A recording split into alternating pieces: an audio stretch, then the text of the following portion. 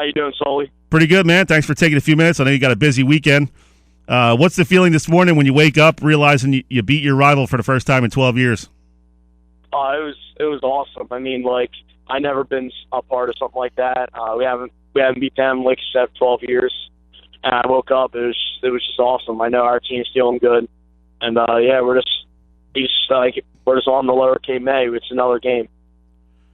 Last time you guys beat Mainland, you were in kindergarten. I guess the highlight of your day was what was going to be the snack that day, right?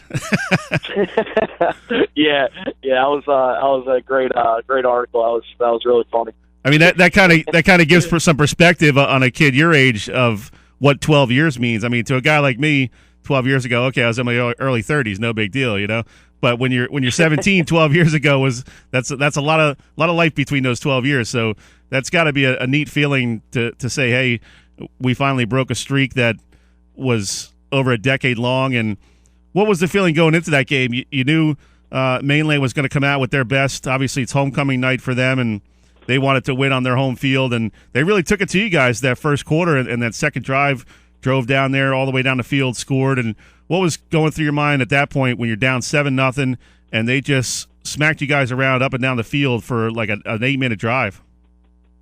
Well, I thought they were 0-5 obviously, and we were 2-3, and I think we were just thinking like we were gonna go out there and just beat them up, and then it'd be an easy win. But like the first quarter, I felt like we were kind of lazy on both sides of the ball.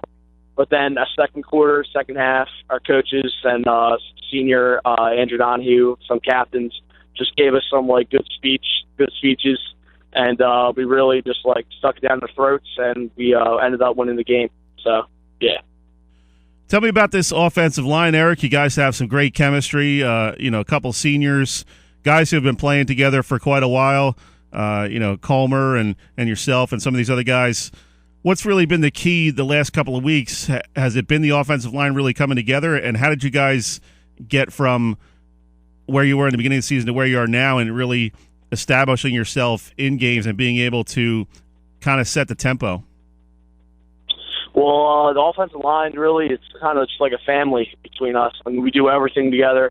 Comer, myself, and Arthur Spackman, Sam Holmes, and John Talise, man, we're boys on the field and off the field. In school, we're always talking to each other.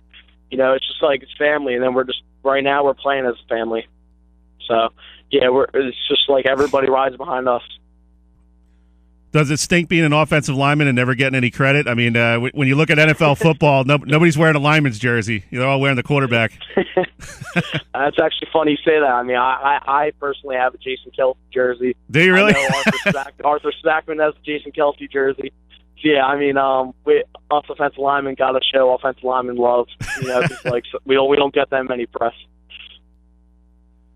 I mean, you guys do the heavy lifting down there, and I was asking Cole Raring, he's a former offensive lineman at Mainland, our producer here, and I was asking him what kind of trash talking goes down there in the trenches, and can you keep it G-rated for the radio? It's like, I don't know. It's like the beginning of the game. It's all emotion. It's like it's a lot of trash talking. I know. Arthur Spackman, that's his favorite thing to do. So we just got to keep composure. So that's basically it. We just gotta it can't just be trash talking. You gotta back it up, man. If you're gonna talk, you better back it up, right? Absolutely. We're talking to Eric Levai, senior offensive lineman for Ocean City. Big win for the Red Raiders, 30-7 over rival Mainland last night. And Eric, a big win in more ways than one. Obviously, you want to win your rivalry game, but this was a game you had to have to keep your playoff hopes alive. Was there any nervousness going in? Because obviously you're up against the wall right now. If you lose this game, you're pretty much out of the playoffs. Yeah. Well, I don't think there was any nervousness on our team. Because it's our rivalry, this is a game we should win, and we should do good against this team. And everybody was just fired up in the locker room on the bus ride there, and everybody was just ready to go. And like our goal from day one was playoffs, and to be 500 this late in the season, 3-3 right now, and a very winnable game next week. I mean, we just need to keep on winning and keep on playing as family so we can make playoffs. I got to give a shout out to your boy Isaac Robertson. For some reason, I keep spelling his first name wrong.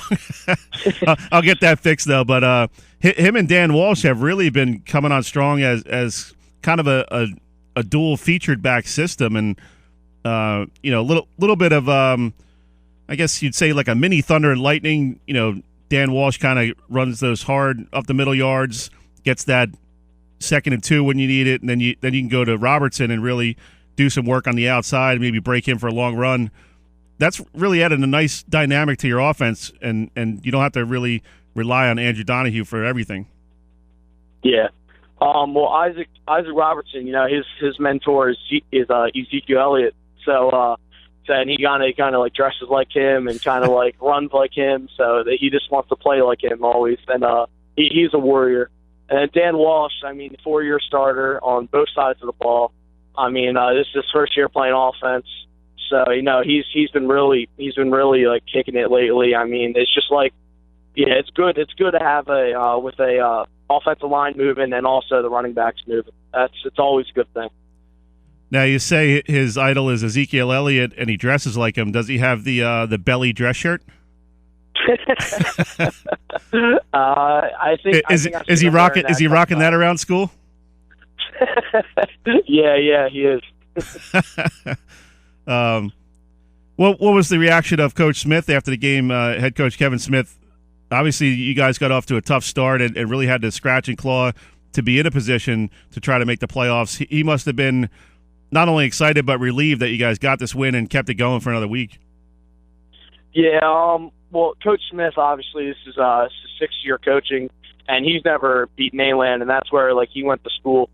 So, so it was definitely emotional for him, like, getting the win at the end of the game. And it was emotional for all of us because, like, wow, we just can't believe we actually, like, we finally got it done against them. And it's, like, it's for 12 years. It's awesome. And, I'm happy for Coach Smith, and I'm happy for my team. Real quick before we let you go, Eric, what's the feeling going to be like the rest of this weekend, man? You beat your rival. That's...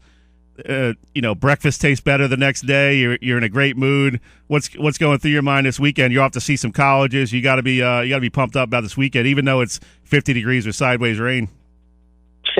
Yeah. Well, yeah. I'm obviously I'm so excited. I'm still excited from last night, and but tomorrow, like later on today, it's all over. It's like we got to move on to the next game. That was just one game. So it's all business next week. Good stuff, Eric. Good luck the rest of the way. We'll be keeping tabs on you guys, and enjoy the rest of your weekend. Thanks, bud. All right, thanks, Sully. All right, that was Eric Levai from Ocean City High School.